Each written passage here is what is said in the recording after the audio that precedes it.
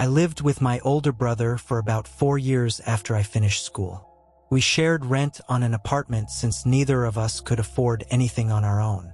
During the 4th year, my brother started making better money and planned to move out once the lease ended. I wasn't making much, so I knew I couldn't afford the apartment alone. I looked for a roommate for months, but eventually decided to move out and find a cheaper place. As the last month of our lease approached, my brother had already moved most of his stuff out, leaving me under a lot of pressure to find a place quickly.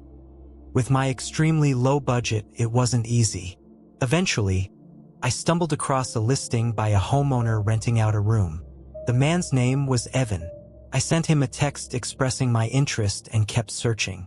A few minutes later, he responded, and we scheduled a call for later that day.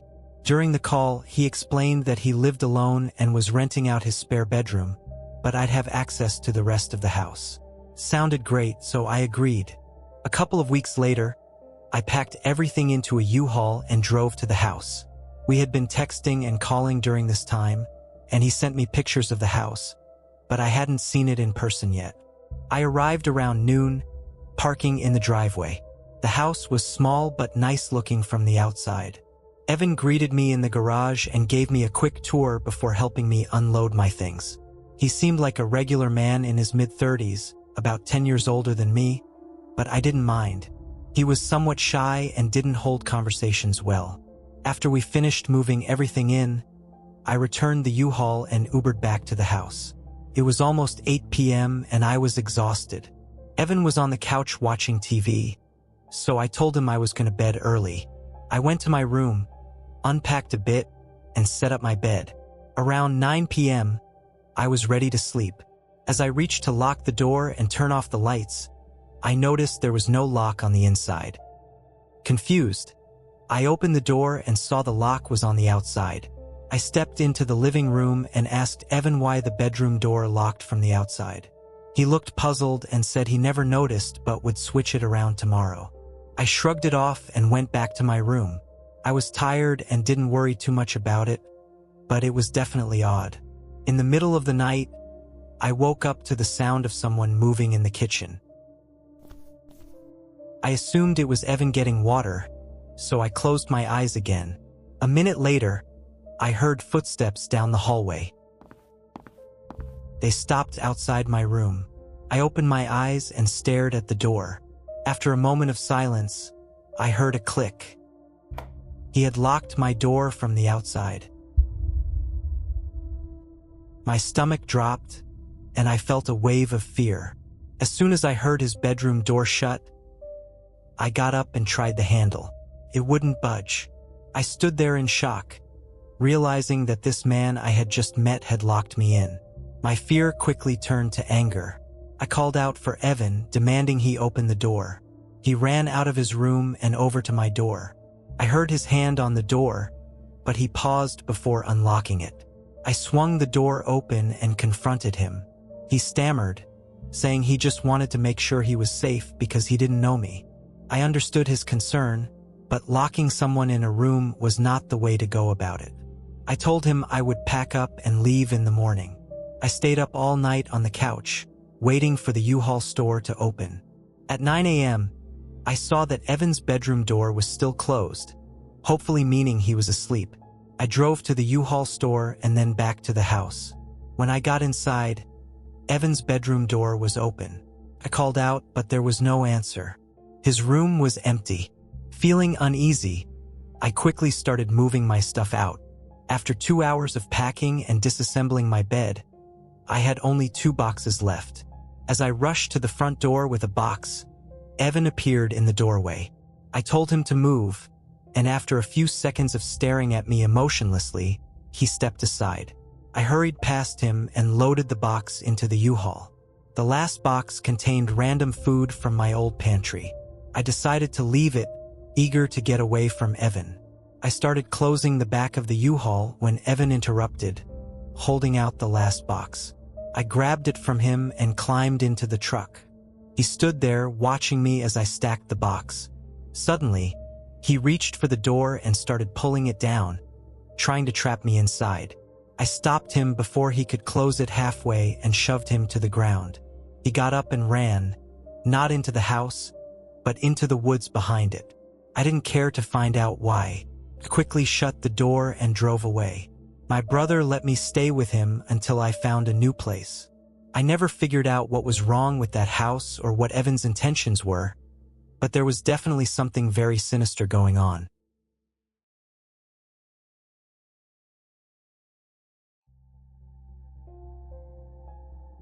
There's a hidden lake a short walk from my house in Parsonfield. I've been fishing there for as long as I've lived here. It's tucked away from any roads or houses, offering perfect privacy. I always found myself alone on the lake, fishing in peace. I even left my kayak there, leaning it against a huge tree to avoid lugging it back and forth. One warm summer evening, I was out on the lake for about an hour, having caught a few trout which I threw into the cooler. Dusk was settling, the light fading behind the trees. Just as I was about to pack up, I heard sounds from the edge of the lake. Turning, I saw a figure tipping a barrel over, pouring its contents into the water. It looked like they were polluting the lake. I shouted, "Excuse me, what are you doing?" The person glanced up and then bolted into the woods, leaving the barrel's contents still flowing into the lake. It appeared to be a dark red liquid, though the fading light made it hard to be certain. A sense of unease crept over me. Determined to report this to the Department of Environmental Protection, I paddled back to my usual spot. As I was putting the cover over the kayak, I heard a snap of something nearby, like a branch underfoot. I hesitated, then decided against calling out. I hurriedly covered the kayak, leaving it on the ground, and quickly walked out of the woods to the road leading to my house. I kept glancing over my shoulder, feeling an unseen presence. Back home, I locked the door quickly, something I rarely did. I rinsed the trout and put them in the fridge, planning to cook them the next day. As I heated leftovers in the microwave, there was a knock at my front door. Fear gripped me.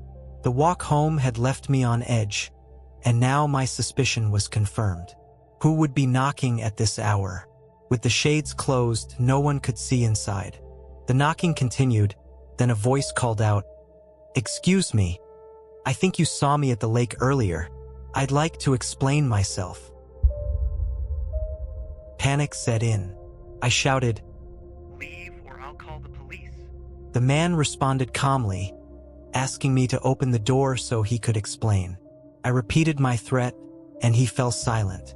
I locked every window, turned on the AC, and made reports to both the police and the Department of Environmental Protection. I felt slightly better but remained on edge. Around 2 a.m., a crash downstairs jolted me awake. I grabbed my Glock from the closet and listened to slow, deliberate footsteps on the creaky stairs. Hiding behind my dresser, I aimed at the door. The knob turned slowly, and the door pushed open. I saw the silhouette of a man. Flicking on the lamp, I shouted, "Get on the ground." He raised his hands, holding a small blade. "I'm leaving," he said, turning to flee. I yelled for him to stop, but he ran downstairs and out the front door. I locked the door and called 911. The living room window was shattered. I kept my Glock ready until the police arrived. I explained the earlier incident and led them to the lake, but the barrel was gone. I gave a description of the man: a short, bearded white man with a receding hairline, glasses, and wearing black flannel and pants. After the police left, I stayed up all night with my gun, too scared to sleep. At dawn, my brothers came over to help fix the window. One stayed with me for a few nights. My theory is that the barrel contained something sinister, possibly human remains. The man following me home and breaking in seemed desperate to silence me. Trust your instincts. If something feels wrong, it probably is. If I had opened the door, who knows what could have happened?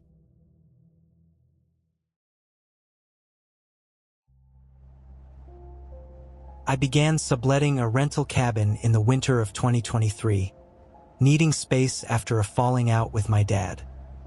The original renter, who I'll call my landlord, had abruptly left due to personal issues, leaving the cabin available on a month-to-month basis. The cabin was modest, with 2 floors, a small kitchen, a living area, and a bedroom accessible by a quirky hatch door. The setup was ideal for my temporary situation. The cabin was at the end of a dirt road, surrounded by a few similar structures. One appeared vacant. I never saw any activity there. The others had residents, though I never met them. My work schedule was grueling, often leaving me exhausted. One particular night, after a long shift, I made a quick dinner and went straight to bed. I always shut the hatch door to the bedroom, finding it unsettling to sleep with it open. As I settled in, I heard a faint voice from below, asking, "Who's up there?" My heart raced as I sat up, unsure if the sound came from inside or outside the cabin. I turned off the TV and peered out the window, but saw nothing in the darkness. Mustering courage, I called out, "Who's there?" Silence.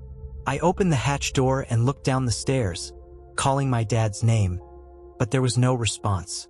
I cautiously descended, turning on the living room light. No one was there.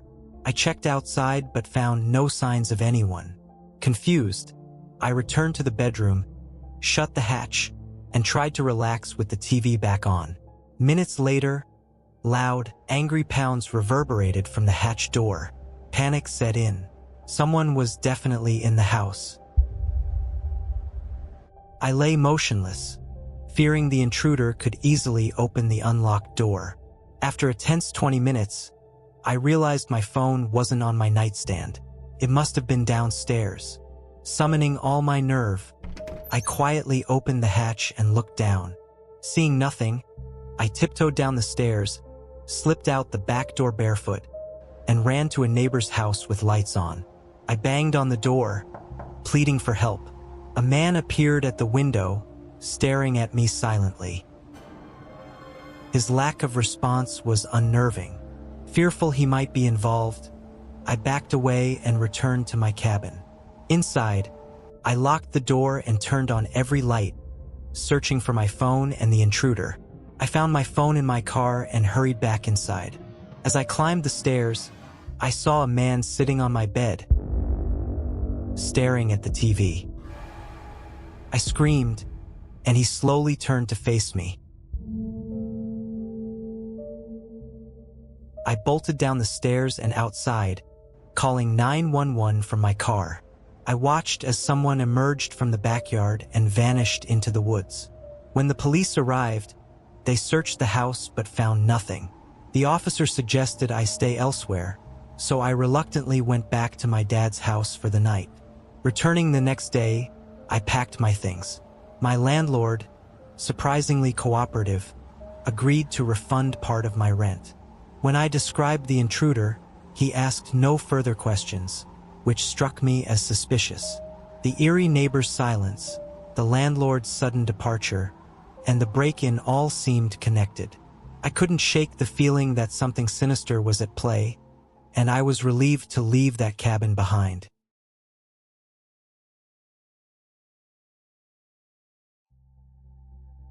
It was a Tuesday night around 11 p.m. in 2013, and I was walking home from work. My car had been in the shop, so I had to walk 3 miles home every day. The walk was barely an hour, so I was home before midnight. I lived in a small town in southern Indiana, where after 10 p.m., the roads were usually empty, except for the occasional truck heading to Indianapolis. About a mile into my walk, I turned onto a dirt road that cut through a dense forest. My house was off the beaten path, so these secluded roads were my usual route. As I turned, I heard the distant hum of a motor, growing louder. About a quarter mile down the main road, I saw a van moving slowly without its lights on. This didn't strike me as odd, considering the local dealership sold cheap cars with broken parts like headlights. I assumed it was just one of their clients. I continued down the side road, but the van's engine suddenly roared to life, and it sped up, now with its lights on. This startled me, but I wasn't worried until the van neared the turn for my road and turned off its lights again, slowing down. I quickened my pace, trying not to appear alarmed, but kept glancing back. My suspicions were confirmed when I saw the van turn onto the dirt road, following me. Panic set in, and I walked even faster. Glancing back, I saw the van had stopped, both passenger and driver's doors open. Terror gripped me and I broke into a run. Then, I heard a gunshot, and fear surged through me. I darted into the forest, hiding behind a large rock. I heard a man's voice, rough and menacing, say, "I think she went into the woods." To my horror, 3 young girls replied, "Okay, sir, we'll find her." I was paralyzed with fear, covering my mouth to stifle any sound. The man said, "Whoever finds her doesn't have to drink the blood tonight." My mind raced with questions. Was this a satanic cult? Were these girls kidnapped? Would I become one of them? I felt like I was hiding for an eternity, every sound making my heart race. Suddenly, I heard sirens and saw the flashing red and blue lights of police cars outside the forest. Summoning the courage to move, I ran out, screaming for help. The cops rushed to me, asking, "Ma'am, do you know about this body?" I was confused and said, "What body?" They pointed to a gruesome scene. A naked young woman, gutted, blood everywhere. The van was gone. I explained everything to the cops. The van, the man, the girls. They promised to investigate and kindly drove me home. That night, unable to sleep, I looked out my window and saw the same van, creeping down my street without its lights on. I quickly wrote down the license plate and called the cops. When they arrived, the van was gone, but they told me something chilling. The license plate was registered in South Dakota, but similar reports had come in that night from Vermont, Nevada, Alaska, and Texas. The cops said they'd call if they got more information, but I never heard from them again. I don't believe in the paranormal, so I assume it was a cult using fake plates to travel across the country. I moved out of Indiana, and now, whenever I see something suspicious, I run.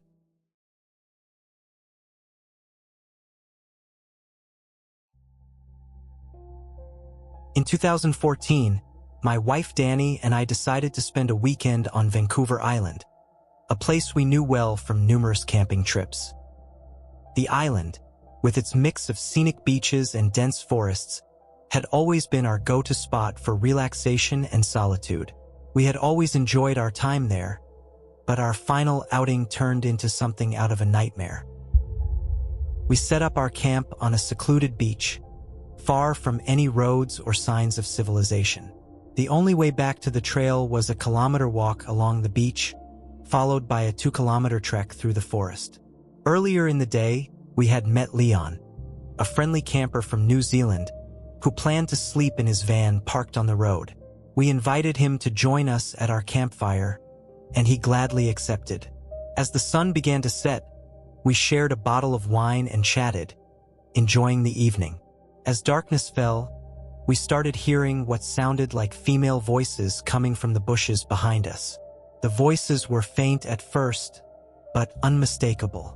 We tried to convince ourselves that it was just other campers or perhaps the sound bouncing off the water from a distant boat. Leon decided to head back to his van before it got too dark, leaving Danny and me by the fire. The voices continued, growing louder and more distinct. They sounded like 2 women, speaking in hushed, unintelligible tones. Danny was clearly uneasy, and I was too, though I tried to hide it. We kept the fire going, scanning the area with our flashlight, but saw no sign of anyone. It was unnerving to hear voices so close yet see no one. Around 3 a.m., we finally decided to call it a night.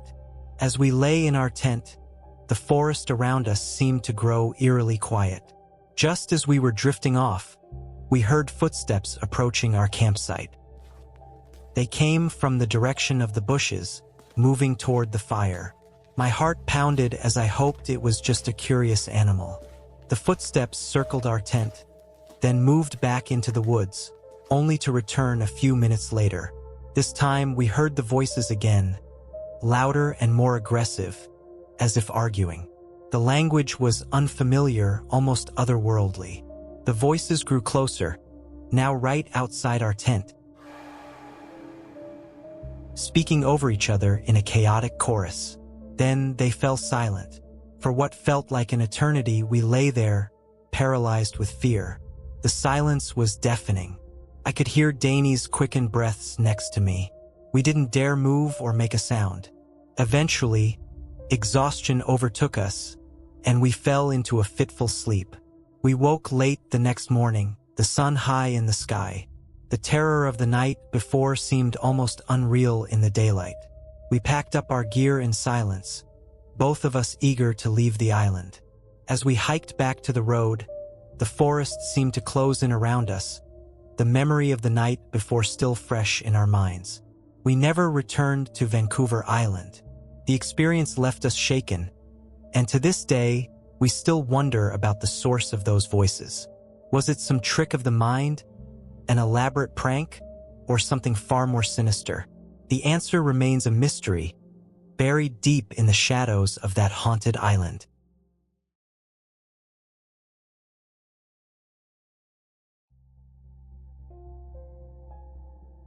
I took on a babysitting job during my college years to make some extra money without the hassle of a set schedule. Most of my gigs were for a family with a quiet 4-year-old boy. He was easy to look after, mostly watching TV and playing with toys. This was my 6th time watching him, and the routine was always the same. The parents would leave for their dinner events, instructing me to have him in bed by 9 and return by 11. That evening began as usual. I made him a small frozen pizza, and we watched TV together. Around 8, he went to the bathroom. When he returned, he asked about the shuffling noises coming from the basement. I turned off the TV to listen, and sure enough, there was a faint, intermittent sound coming from below. Seeing the boy's fear, I assured him it was probably just a small animal and decided to investigate. I opened the basement door, flicked on the lights, and cautiously descended the stairs.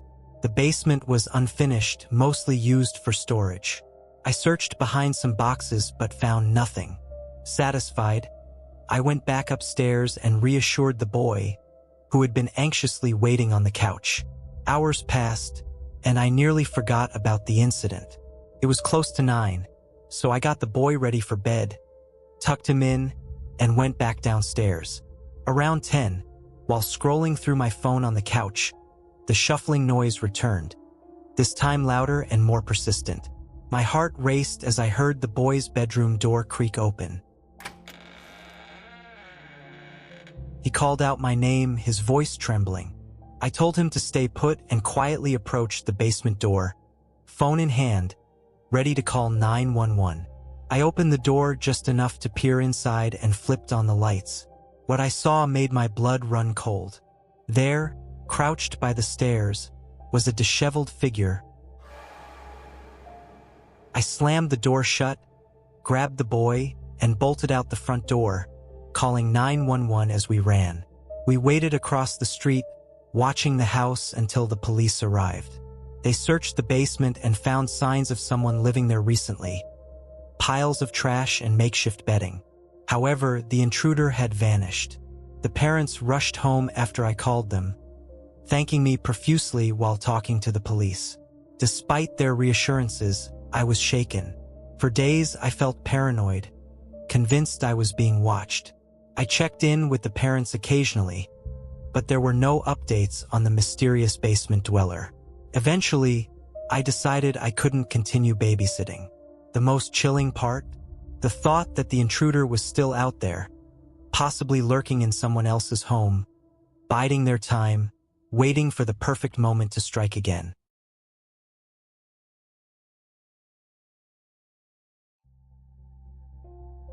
My wife Cheryl and I have been together for 10 years, married for 2, and we just bought a house not even a month ago. What should have been an exciting new chapter started on a chilling note. We moved to a small inland town in Georgia called Waycross. To avoid any more potential issues, I won't give any more details. Our house sits on a quiet street with a large property bordered by a medium-sized patch of woods. This was a big selling point for us. We planned to adopt a dog and eventually have kids, so we wanted plenty of space for them to play. We both work similar shifts. I get home around 5 p.m., and she gets home around 6 p.m. The first 2 nights in the house were uneventful. It was the weekend, and we spent our days unpacking. Everything seemed perfect until Monday night. We had just turned off the lights and settled into bed when we heard it. The sound of old, staticky music was blasting from the backyard. Our nearest neighbors are spaced out enough that we couldn't mistake their music for being in our yard. This was definitely coming from our backyard. It wasn't party music or anything modern. It sounded like something from the 1940s. I later found out the song was Who's Afraid of the Big Bad Wolf by Henry Hall. Despite its cheerful tune, hearing it blaring from our backyard was horrifying.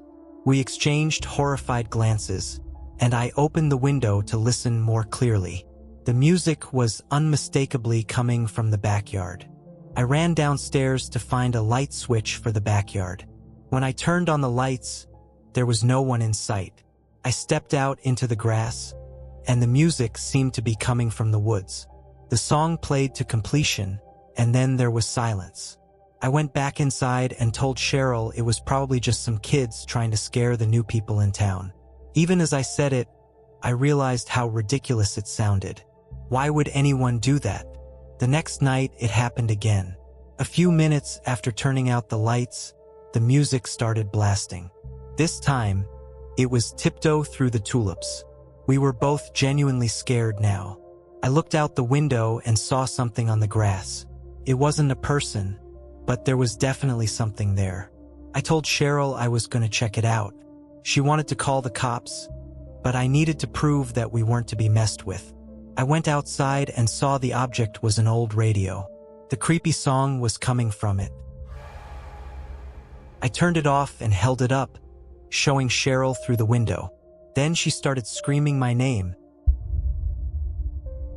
telling me to run. She kept yelling for me to run. When I asked why, she screamed that there were people standing behind me.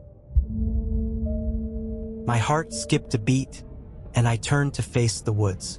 3 figures were standing about 6 feet apart, facing me.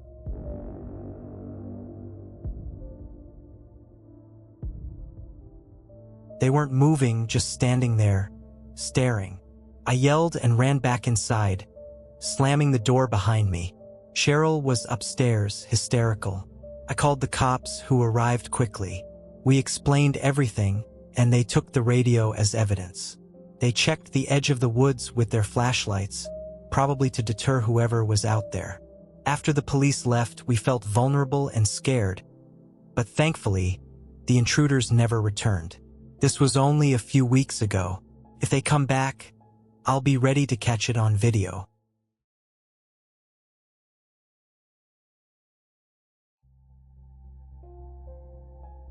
Summer is the greatest season by a long shot, and that's a hill I'll die on any day. My love for the summer doesn't revolve around partying or drinking as you may expect, but nature, warmer weather, and the outdoors are inseparable in my opinion. When the heat rolls through, I spend more hours outside than inside. It was a warm night in mid-June a few summers ago when this happened. I was 17 or 18 at the time. For context, there's a massive nature preserve near my house, close to 1,000 acres in size. To this day, there are still parts of it that I'm positive I haven't explored. 2 of my friends and I agreed to spend a night camping in those woods. Technically, camping there was strictly forbidden and borderline illegal, but we figured there was no chance someone would catch us in this dense forest. We just had to trek as deeply as possible. Chuck was the camping fanatic of the group. I'm telling you, this kid loved cosplaying as a Boy Scout and probably knew close to 100 different knots. Our other friend, Jackson, always supplied the drinks. If we were sober, he was unhappy. That's just how things went when Jackson was involved. I remember the feeling of the gentle summer breeze blowing through my hair as the three of us packed up Jackson's car. The weather was ideal, not too cold, not too hot. A few beers later, the three of us found ourselves lugging camping equipment through the woods at around 11:30 p.m. I can't lie, I was feeling the alcohol start to hit me as we marched along. Chuck always carried this industrial-grade flashlight with him, so the darkness of the forest wasn't much of an issue. As much as I enjoyed the outdoors, though, traversing through thick woods at this hour was a bit creepy, even with Chuck's flashlight on hand. After close to half an hour of straight walking, the three of us found ourselves in a small, flat clearing that was an ideal spot to set up camp. We pitched our tent as per Chuck's instruction and set our chairs up. The fire was the next step. Chuck once again took the lead on this, and after a few more minutes, we had a pretty decent fire going. Jackson reached into his bag and tossed me another drink. He then grabbed his JBL speaker and started playing some music. The vibe was perfect, and we must have been talking and drinking for a good 2 hours. We were all pretty drunk by that point, and I could tell the other guys were just about ready to pack it up for the night. Jackson turned the music down and started collecting discarded beer cans. Just then, a deafening whistle pierced the silence. I nearly jumped out of my seat, going from drunken haze to high alert in a matter of seconds. The whistle was abnormally loud but still sounded distant.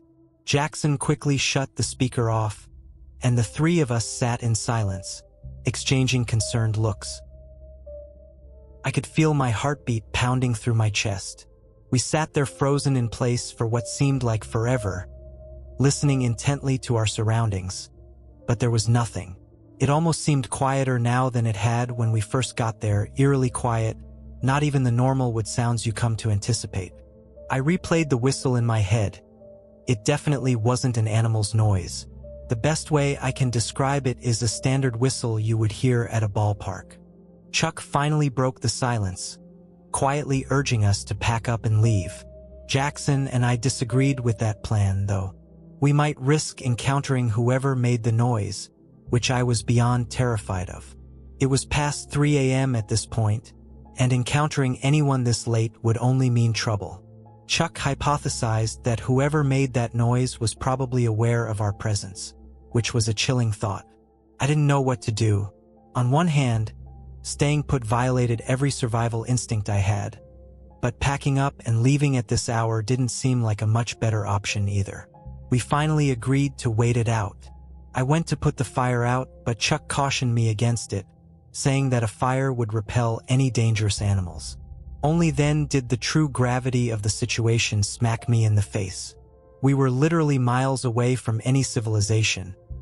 It was 3 a.m., and there was an unknown entity somewhere in the darkness. Another 10 minutes or so passed, and we had resumed talking but at a much lower volume with no music. I don't think any of us felt safe going to sleep just yet. Then, out of the corner of my eye, I saw it. Something small flew over Jackson's shoulder and landed directly in the fire. It was a firecracker. I screamed as it started sparkling in the fire, and Chuck cursed as he sprang up out of his chair and bolted into the darkness. Jackson and I scrambled to follow, leaving all of our stuff behind. We caught up with Chuck, whose flashlight was beaming wildly through the woods as he frantically sprinted. We ran until we couldn't anymore, and Jackson keeled over and threw up. Chuck shut the light off, and the three of us stood there panting, trying to figure out if we were being followed. To my surprise, it didn't seem like anyone was following us. I don't think I've ever been so afraid. Why in the world would someone have done that? We needed to figure out what to do. Jackson wanted to just find our way out of the woods and never come back, but Chuck was reluctant to leave all of his camping gear behind. Plus, he reminded us the fire was still active. I was dumbfounded. How could he be concerned with forest fires after what had just happened? Eventually, I agreed with Chuck that we should at least check on the site. After all, no one had actually chased us, so there was a slight possibility that whoever threw that firecracker was just playing a cruel prank. Chuck was a navigational expert and was actually able to retrace our footsteps. I could make out the glow of the fire as we quietly approached. Before I could get any closer, Jackson put a hand in front of me and pointed with a horrified look on his face. I strained my eyes to make out the sight in the distance. What I saw is probably the most terrifying thing I'd ever laid eyes on. There were 3 people sitting motionlessly in our chairs like statues. The one whose face I could see looked lifeless, and his mouth was hung open. I was afraid to move. What were they even doing? They weren't even talking. This was not normal. The 3 of us watched for a little while longer before deciding to back off. We turned to leave, but Jackson's foot clipped a rock.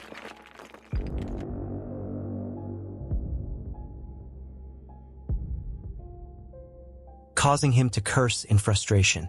Within seconds, the glow from the fire abruptly went dark, as if it had been covered with a cloak. It was freakishly fast. We didn't stick around another second. We again sprinted away from the site, but this time we could hear footsteps crashing behind us. We didn't stop this time. We bolted out of the woods and ran all the way to Jackson's car. By some miracle, we weren't followed out of the woods. None of us spoke on the drive back, each of us lost in our thoughts. The next day, Chuck insisted we return to the site in the daylight to collect his belongings. Jackson wanted nothing to do with that, but I agreed to accompany Chuck. After some searching, we eventually found the site, which looked mostly untouched. That is, until we got a little closer and noticed the putrid smell coming from Chuck's tent. He unzipped it and we found a dead, rotting rat. It was sickening. I took the hint and haven't been back to that preserve since.